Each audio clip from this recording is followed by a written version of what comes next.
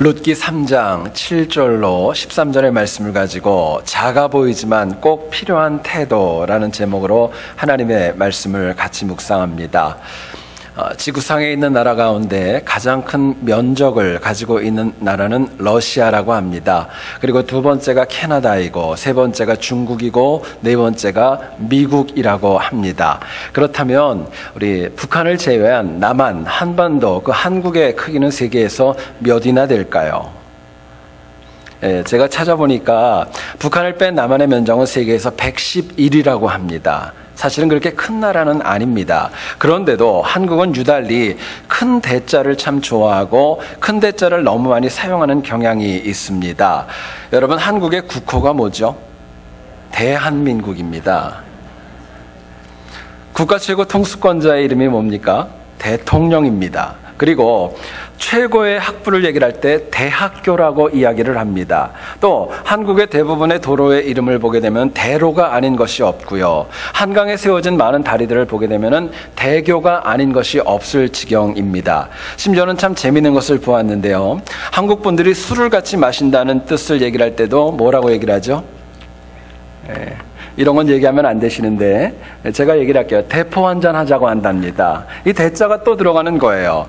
이유가 있다고 합니다. 많은 사회학자들은 한국 사람들에게 잠재되어져 있는 열등감 때문에 큰 것을 그렇게 좋아한다고 합니다.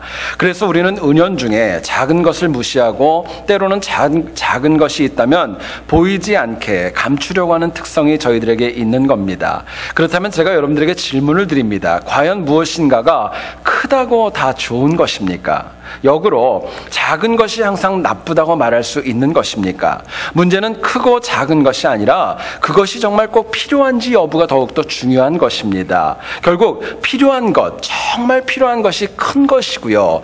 사실은 불필요한 것이 작은 것이라고 저희들이 이야기할 수 있는 것입니다.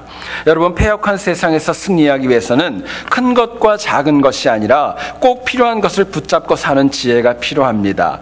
오늘 우리가 가지고 있는 문제점을 보면 불필요한 것, 있다가 없어질 것, 지나갈 것만 붙들고 살아가려고 합니다. 본질보다는 비본질이고 또 핵심이 아닌 주변의 것만 붙잡고 살아가려고 합니다. 결국 지혜는 다른 거 아닙니다. 이 땅과 내세에 이르기까지 우리에게 꼭 필요한 것이 무엇인가, 그것을 구분하는 능력이고 그것을 취하는 것이 바로 지혜입니다. 여러분, 우리에게 다른 무엇보다도 꼭 필요하고 꼭 있어야 될 것이 있다면 하나님께서 기뻐하시는 삶을 살아가는 것 너무나도 중요하고 꼭 붙잡아야 될 삶이라 할 수 있습니다. 오늘 본문을 보면 보아스라는 영혼이 등장하지요. 이 보아스는 베들레헴에 사는 사람들과 룻과 나오미에게 꼭 필요한 영혼이었습니다. 작게는 룻과 나오미, 베들레헴의 많은 사람들의 삶을 책임지는 그런 큰 지주의 역할을 감당을 했습니다. 또 더 크게는 다윗과 예수님을 향한 메시아의 계보를 든든하게 이어가는 사람이었습니다. 물론 세계의 역사 속에서 이 보아스라고 하는 인물은 그렇게 큰 인물은 아닙니다. 그럼에도 불구하고 이 보아스는 사람은 물론이고 하나님께도 꼭 필요한 영혼으로 본문은 인정하고 있는 것입니다. 오늘 본문을 통하여서 우리가 꼭 필요한 사람이 되려면 과연 어떤 태도, 무슨 태도가 필요할까, 하나님 주는 메시지를 같이 한번 나누어 보기를 소원합니다. 첫 번째로 생각할 것은요, 작아 보이지만 꼭 필요한 태도가 있는데 연약한 영혼들을 선대할 줄 아는 태도가 필요합니다. 연약하고 부족한 영혼들 선대하는 것입니다. 아름답게 대하는 거예요. 본문 8절을 한번 보시기 원합니다. 밤중에 그가 놀라 몸을 돌이켜본즉 한 여인이 자기 발치에 누워 있는지라 말씀합니다. 보아스는요, 추수를 마친 다음에 집으로 돌아가지 않았고 일꾼들과 함께 타작마당에 있는 곡식단 위에서 잠을 청했습니다. 그러는 가운데 밤중에 잠이 들었는데 어떤 여인이 발치에 누워 있는 것을 느끼고 놀라서 깨어나게 됩니다. 아무도 모르게 이방 여인이었던 룻이 기업 물을 자라며 보아스를 깨웠기 때문이었습니다. 여러분, 여기서 이 놀라다라는 말의 히브리 원어인 하라드라는 동사는 굉장히 많이 당황하다, 깜짝 놀래다라는 뜻을 가지고 있습니다. 여러분, 보아스는 비록 놀랐지만은요, 참 고맙게도 룻이라는 여인을 향하여 책망하지 않았고 선대하는 모습을 보여줍니다. 보여줍니다. 본문 13절을 또 보시면은 이런 말씀도 나오지요. 이 밤에 여기 머무르라 부드럽게 이야기를 합니다. 이유가 있습니다. 당시 베들레헴 성문이 닫혀 있어서 룻이라는 여인이 혼자 갈 수 없기 때문에 룻을 향한 배려로 이렇게 얘기했던 것입니다. 당시에 많은 사람들, 부유하고 권력이 있고 재물이 있었던 많은 사람들은 이방 여인을 향하여서 무시하고 외면하는 경우들이 너무나도 당연시 되어졌습니다. 하지만 룻을 향한 보아스의 이 선대는 한 가정을 살렸을 뿐만이 아니라 하나님의 경륜을 완성해 가는데 귀한 초석을 제공할 수 있었던 것입니다. 여러분, 우리가 이 땅을 살아가면서 누군가를 선대하는 것, 내가 보기에 좀 연약하고 잘 모르는 영혼을 선대하고 친절하게 대하는 것은 작아 보이지만은요, 사실은 꼭 필요하고 너무도 중요한 태도입니다. 하나님께서는 누군가를 선대하는 영혼을 통하여서 그 영혼을 힘있게 쓰시고 하나님의 살아계심을 나타내시기 때문에 그렇습니다. 자, 그렇다면 우리가 연약한 영혼들을 선대하여서 꼭 필요한 영혼이 되려면 과연 어떻게 해야 될까요? 선대한다는 것 과연 구체적으로 무엇을 행해야 될까 묻게 됩니다. 본문은 저희들에게 이렇게 얘기를 합니다. 항상 주변 사람들에게 축복하고 부드럽고 따뜻한 말을 할 줄 아는 거. 누군가를 부드럽게 향하고 축복하는 말을 한다는 것이 누군가를 향한 선대의 시작이라고 이야기합니다. 본문 10절을 한번 보시죠. 내 딸아, 여호와께서 내게 복 주시기를 원하노라. 내가 가난하건 부하건 젊은 자를 따르지 아니하였으니 내가 베푼 인애가 처음보다 나중에 더하도다 말씀합니다. 여러분, 보아스는 잠자다 굉장히 놀랐을 겁니다. 갑자기 누군가가 발치해서 느껴지기 때문에 얼마나 놀랐겠습니까? 그리고 일어나서 누군지를 확인한 다음에 그 사람을 비판하고 왜 그랬냐고 원인을 추궁하는 것이 아니라 가장 먼저 했던 말이 있었다면은 여호와의 이름으로 룻을 축복하는 겁니다. 여호와의 이름으로 먼저 축복하는 거예요. 11절을 보시죠. 두려워하지 말라. 내가 내 말대로 다 행하리라. 정말 어쩌면 무안해할 수 있는 여인에게 자기가 보일 수 있는 따뜻한 말을 건네주는 것입니다. 여러분, 생각해 보시면은요, 룻이라는 여인, 시어머니였던 나오미의 말을 듣고 보아스가 언제 잠들지 아마 주변에서 주목하고 있었을지 모르겠습니다.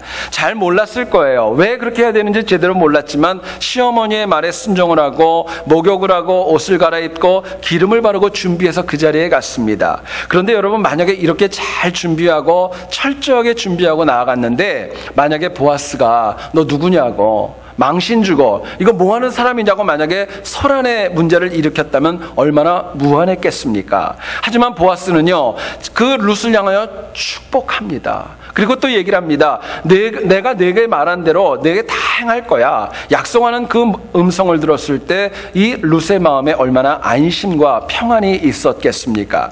여러분, 선대한다는 거, 누군가를 선하게 대한다는 것은요, 마음으로부터 시작되는 것입니다. 또 축복하고 부드러운 말로 표현되어지는 것이 선대의 종결점인 것입니다. 여러분, 오늘날 많은 교회에서 작아 보이지만 큰 문제는 거칠고 자기중심적인 말로 인한 피해입니다. 내가 들어도 안 좋은 말, 상처가 되는 말을 아무렇지도 않게 할 때가 참 많이 있습니다. 그러고도 많은 분들이 꼭 그렇게 얘기를 합니다. 내 본래 의도는 그런 거 아니라고, 몰라서 그랬다고. 거기까지는 좀 이해를 해요. 근데 꼭 그렇게 얘기하는 분들이 있어요. 나는 뒤끝은 없다고.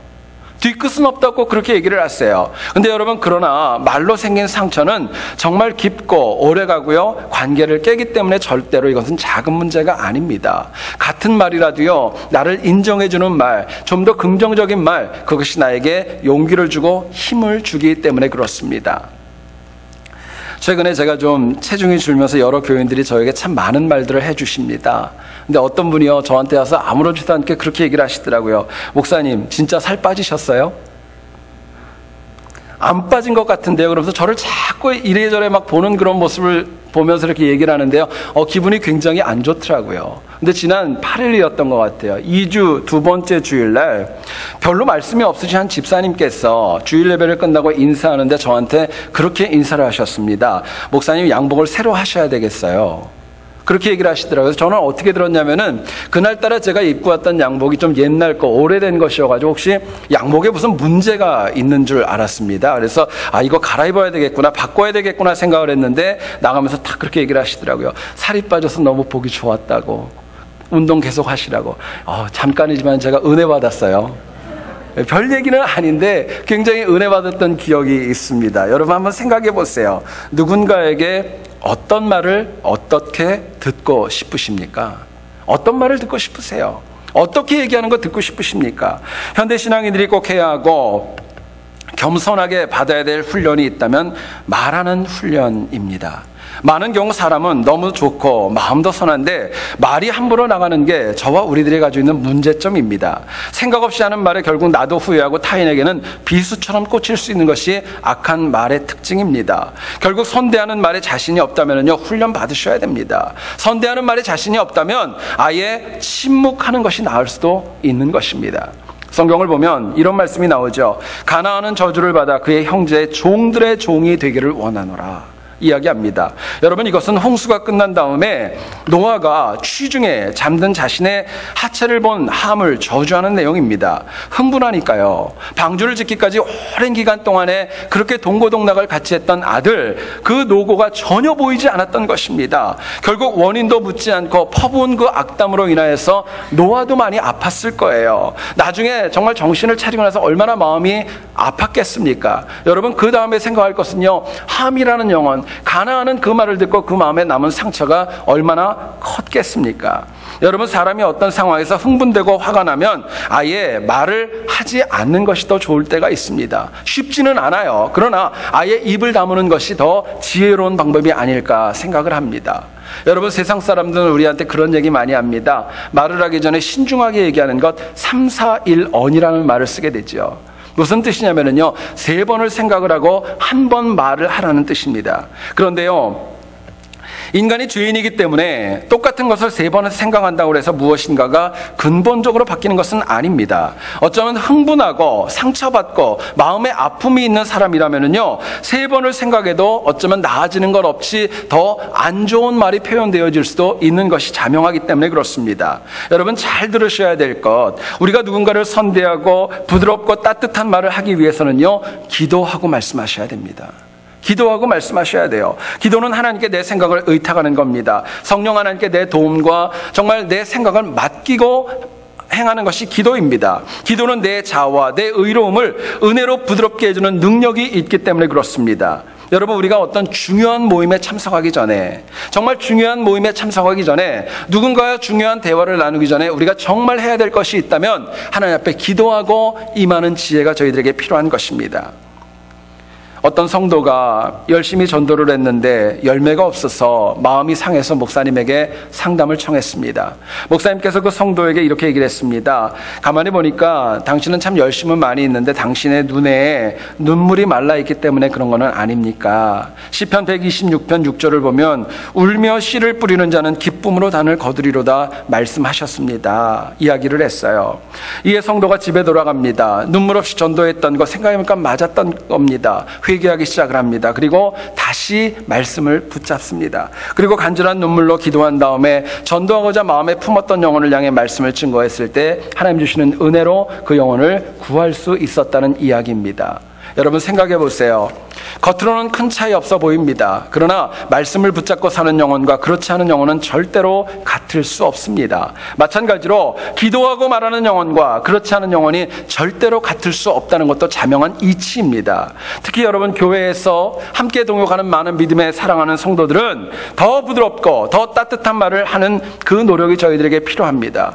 정말 우리들이 특별히 저를 비롯한 우리 중직자들 모두는 다 내 생각대로가 아니라 먼저는 짧게라도 어떤 중요한 일을 할 때는 묵도하고 말하는 지혜가 저희들에게 필요한 것입니다.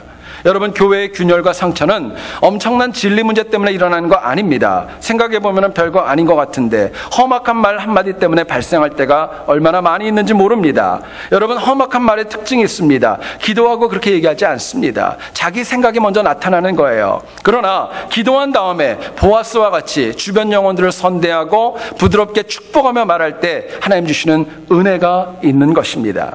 여러분, 실제로 복받고 창성하게 되는 것은 이렇게 선대할 때 주변에 있는 사람들이 아니라 사실은 내가 더 큰 은혜를 받는 것이라는 거 잊지 말아야 될 것입니다. 여러분, 교회에서요, 성도들 간에 말이 부드러우면요 분위기가 따뜻해집니다. 말이 부드러워지면은요, 당연히 은혜도 넘치는 것입니다. 말이 부드러워지면 서로 웃는 얼굴이 되고 만나면 반갑고 기쁨이 넘치는 것입니다. 여러분, 이 이야기를 듣고 혹시 그런 생각이 드십니까? 이 이야기는 누가 들어야 되는데? 그건 하나님의 음성 아닙니다. 나에게 주시는 음성이에요. 내가 먼저 나부터 따뜻하고 부드럽게 말하는 훈련 받으셔야 됩니다. 그 선대함이 필요한 거예요. 이처럼 부드럽게 말하여 선대함이 꼭 필요함을 알고 그대로 순종하여서 승리하는 우리 모두 될 수 있기를 주의 이름으로 축원드립니다. 두 번째로 생각할 것은요, 작아 보이지만 큰 것이 있다면 내 기준대로 행하지 않는 것입니다. 내 생각대로 행하는 것, 사실은 이게 누구나가 가지고 있는데 작아 보이지만은요, 절대로 작은 문제 아닙니다. 룻이 베들레헴 지역에서 생존할 수 있었던 이유가 있습니다. 보아스를 만났기 때문에 살 수 있었던 거예요. 만약에 보아스를 만나지 않았다면 어쩌면 성경의 이야기는 없었을 것이고 그 인생은 참 피폐했을 겁니다. 여러분, 그렇기 때문에 보아스는요, 룻을 향해서 무언의 어떤 권리와 권한과 어떤 능력을 가지고 있다고 해도 과언은 아닙니다. 그런데 오늘 보면 13절 가운데 일부를 보면 이렇게 얘기를 합니다. 들어보시죠. 만일 그가 기업 물을 자의 책임을 내게 이행하기를 기뻐하지 아니하면 여호와께서 살아계심을 두고 맹세하노니 내가 기업 물을 자의 책임을 내게 이행하리라 이야기합니다. 여러분, 주석학자들은요, 당시 보아스의 나이가 젊지 않았다고 이야기합니다. 그도 그럴 것이 10년 전에 이민을 떠나기 전에 엘리멜렉 가정과 함께 교류하고 돕고 함께했던 그런 사람이었었습니다. 경제적인 여유가 있어서 서로 친족으로 도왔다면 어쩌면 엘리멜렉과 거의 비슷한 동년배로 보는 것이 많은 학자들의 공통된 의견입니다. 자, 그런데도 불구하고 어쩌면 며느리고 자녀와 같은 그 룻을 향하여서 임의로 자기 마음대로 하지 않고 존중하고 선대하는 것입니다. 내가 너를 갖다가 도왔기 때문에 내가 기업 물을 자를 갖다 하겠어, 이게 아니라 먼저는 말씀과 율법에 맞게끔 양보하는 지혜를 보여주는 것입니다. 여러분, 오늘 이 시대를 얘기를 할 때 많은 분들이 탈현대화, 현대주의라고 얘기를 합니다. 영어로 얘기하면 포스트 모더니즘이라는 말을 쓰지요.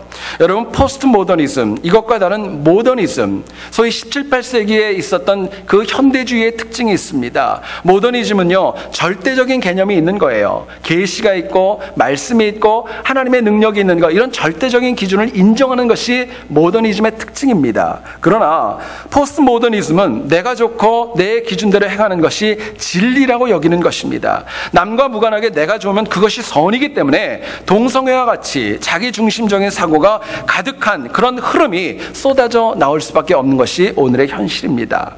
여러분, 인간은 죄인입니다. 그렇기 때문에 자기 위주로 생각하고 결정하는 것이 절대로 선하고 온전할 수 없다는 거 잊지 말아야 돼요. 내 기준대로 행하면 나는 만족할 수 있지만 누군가는 아프게 할 수 있다는 거 잊지 말아야 됩니다. 내가 내 마음대로 하는 거, 나는 편할 수 있지만 하나님께서 그거를 통하여 영광 받으시지 않는다는 것도 우리가 잊지 말아야 될 것입니다. 자, 그렇다면 우리가 내 기준대로 행하지 않기 위해서 어떤 태도가 필요할까요? 내 기준대로 행하지 않는 것, 이거 이기려면 어떻게 해야 될까 묻게 됩니다. 본문은 저희들에게 이렇게 얘기합니다. 주의 백성들이요, 항상 영적인 원칙과 질서를 지키는 마음이 필요합니다. 하나님 주신 영적인 질서와 원칙을 지켜나갈 때 내 기준대로 행하지 않고 이것을 통하여서 힘있게 사용할 수 있다고 말씀하는 거예요. 여러분, 본문 12절을 보면 얘기를 합니다. 참으로 나는 기업을 물을 자이나 기업 물을 자로서 나보다 더 가까운 사람이 있으니, 보아스가 이야기합니다. 여러분, 룻을 향한 보아스의 영향력, 아까도 얘기했지만 누구보다 컸습니다. 사실 보아스가 얘기하면은 룻은 따라갈 수밖에 없는 그런 상황이었어요. 근데 보아스는요, 율법대로 먼저 기업 물을, 자기보다 앞에 있는 영혼이 있다는 것을 룻에게 이야기해 줍니다. 룻을 돕지 않겠다는 태도 아닙니다. 원칙과 하나님의 말씀인 율법의 근거에서 누가 보더라도 맞게끔 너를 돕겠다고 하는 보아스의 지혜로운 대답이었던 것입니다. 여러분, 한자로 이 법자를 한번 머리에 그려보시기 원합니다. 법자는 두 가지의 글자로 묶여 있습니다. 하나는 물수자이고 또 하나는 갈거자입니다. 무슨 뜻이냐? 법이라는 것은요, 물 흐르듯이 자연스럽게 되어지는 것이 법이라는 것입니다. 원칙과 법은 사람들의 약속이고 함께 지킬 때 서로 존중하며 살아갈 수 있는 것입니다. 작아 보이지만 법을 지키는 것이 결국 모두를 다 공동선으로 이끌어가는 능력이 있기 있기 때문에 그렇습니다. 원칙을 지킬 때 악하고 그릇된 선례가 아니라 복되고 귀한 선례를 남길 수 있기 때문에 그렇습니다. 또 반대 의견을 이겨내도 이것을 지혜롭게 조절할 수 있는 것, 원칙을 지키는 자에게 주신 하나님의 은혜입니다. 여러분 생각해 보면 그래요. 공동체 구성원들이 상식과 원칙을 지켜나갈 때 편안하게 되고요, 동질감을 느끼는 것입니다. 문화적으로 다르고 전혀 생소한 사람을 보게 되면요, 많이 상이하게 여기는 것이 당연한 것입니다. 어떤 책에 나와서 좀 있던 거를 소개합니다. 어떤 남성이 데이트 중에 고급 식당에 가서 스테이크를 주문했다고 합니다. 웨이터가 와서 주문을 받으면서 물어봤습니다. 스테이크를 어떻게 해드릴까요? 여러분 이게 무슨 말이죠?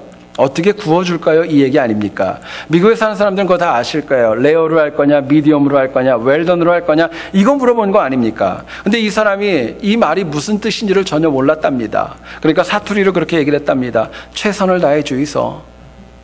스테이크 굽는데 최선을 다해 주이소. 그러고 얘기를 하더래요. 여러분, 우리가 몰라서 원칙을 지키는 것은 그럴 수 있는 거예요. 이해할 수 있는 것입니다. 문제는 알면서도 지키지 않는 것입니다. 알고 있음에도 불구하고 원칙과 법을 지키지 않는 것입니다. 마가복음 10장 19절과 20절을 보면 이런 말씀이 나옵니다. 내가 계명을 안 하니 살인하지 말라, 간음하지 말라, 도둑질하지 말라, 거짓 증언하지 말라, 속여 빼앗지 말라, 내 부모를 공경하라 하였느니라. 그가 여짜오되 선생님이여, 이것은 내가 어려서부터 다 지켰나이다. 이야기합니다. 아시죠? 부자 청년이 주님을 찾아와 영생에 관하여 물었을 때 예수님께서 그 청년에게 하신 말씀 중 일부입니다. 부자 청년은요, 율법을 지켜서 어떻게 의롭게 되는지 모르지 않았습니다. 그런데 주님께서 네가 가지고 있는 재물을 좀 나누어주고 내 제자로 오라고 이야기를 했을 때 그 말씀이 마음에 걸렸던 것입니다. 율법의 핵심이 하나님 사랑과 이웃 사랑이라는 거 알았지만 소유한 재물을 누군가에게 나누어 준다는 것, 이거는 감당할 수가 없었던 것입니다. 여러분 생각해 보시면요, 원칙과 법칙은, 하나님이 우리에게 주신 원칙과 법칙은요, 이해할 수 없고 난해하여서 전문가만 아는 그런 거 아닙니다. 사실은 모두가 다 쉽게 이해할 수 있고 어쩌면 우리 마음에 이미 있는 것을 다시금 성령 하나님께서 재확인시켜 줄 때가 더 많이 있는 거예요. 근데 문제는 그럼에도 불구하고 몰라서가 아니라 알면서도 지키지 않기 때문에 우리가 넘어지고 때로는 공동의 선을 파할 때가 너무나도 많이 있는 것입니다. 설교를 준비하면서 그런 생각이 들었습니다. 매주일마다 주보를 만들고 또 주보에 광고를 내면서 제 마음속에 참 안타깝고 불편한 광고 내용이 있습니다. 하나님께서 저희 교회에 은혜를 주시어서 교회가 주차 공간이 부족하여 힘들었었는데 어려운 중에 위성 주차장을 확보했던 것은 참 고맙고 감사한 은혜입니다. 문제는 많은 분들이 조금만 고생하면 되는데 협조해야 될 분들이 협조하지 않는 거, 그것을 보면서 참 마음이 많이 아프고 매주 반복되는 광고 속에 참 마음이 안타깝습니다. 또 한 가지가 있습니다. 매 주일마다 그 주보에 빠지지 않는 광고가 있죠. 정기 예배에 많이 참석하자는 거, 매번 제가 강조합니다. 그러나 많은 분들이 한두 번 빠지면서 이제는 아예 예배를 외면하고 살아갈 때도 적지 않습니다. 여러분 생각해 보시면요, 일주일이 168시간입니다. 내가 교회에 나와서 예배 드리는 시간 1시간 동안 하나님 말씀 듣는 것으로 167시간을 어떻게 승리할 수 있겠습니까? 악한 마귀가 우리를 넘어뜨리려고 너무나도 많은 미혹을 하는데 하나님 말씀 드리지 않고 예배 드리지 않는데 어떻게 이길 수 있겠어요?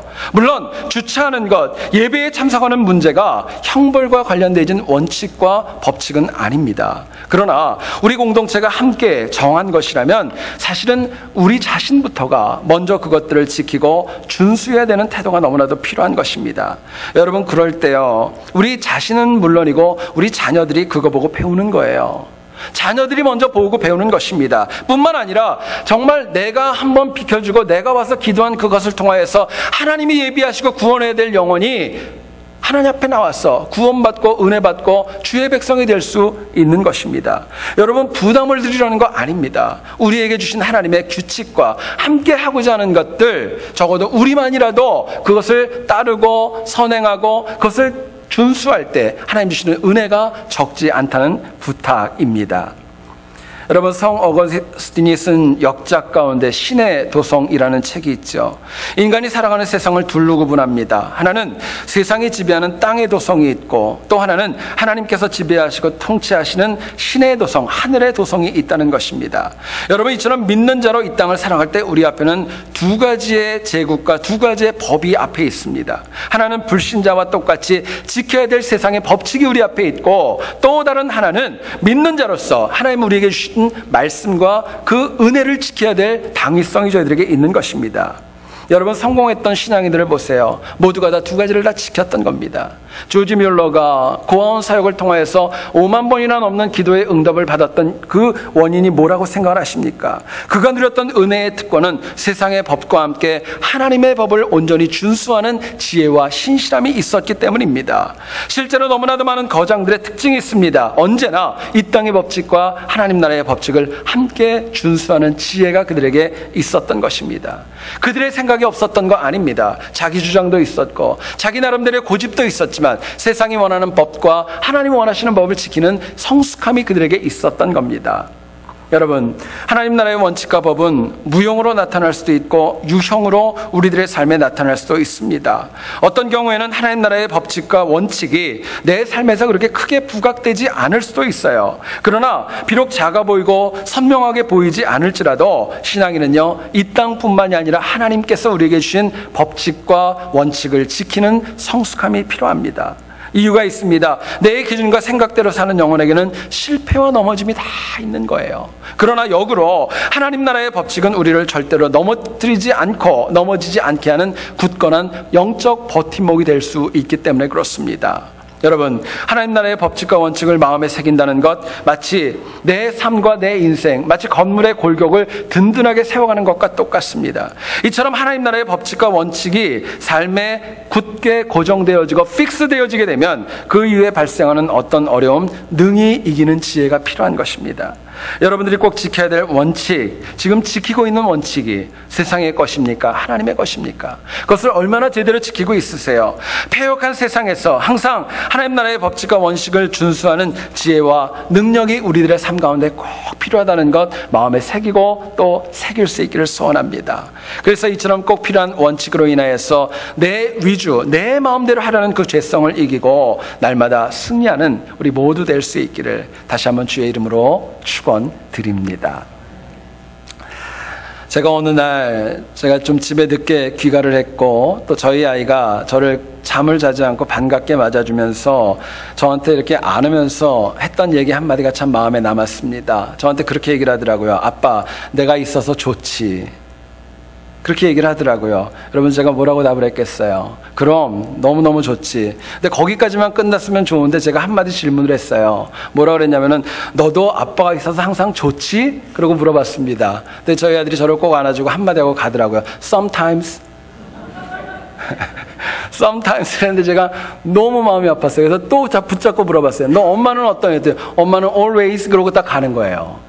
제가 참 마음이 아팠어요. 여러분, 사람에게요, 크고 작고 이것보다 더 중요한 게 있습니다. 내가 얼마나 필요한 존재인가, 무엇이 필요한가, 이게 더 중요한 것입니다. 여러분, 우리에게 꼭 이 땅 가운데 작아 보이지만 필요한 것이 있습니다. 따뜻한 말로 누군가에게 선대하는 것, 내 주장보다 내 의견보다 하나님 나라의 원칙과 법칙을 준수하는 태도와 삶이 저희들에게 꼭 필요합니다. 이처럼 우리에게 꼭 필요한 영혼, 꼭 필요한 태도를 가지고 날마다 승리하는 우리 모두 될 수 있기를 다시 한번 주의 이름으로 축원드립니다. 우리 이 시간에 같이 하나님 앞에 찬양하고 기도하는 시간 가지도록 하죠. 마지막에 했던 찬양입니다. 마음이 상한 자를 우리 같이 찬양하고 기도하는 시간 가졌으면 좋겠습니다.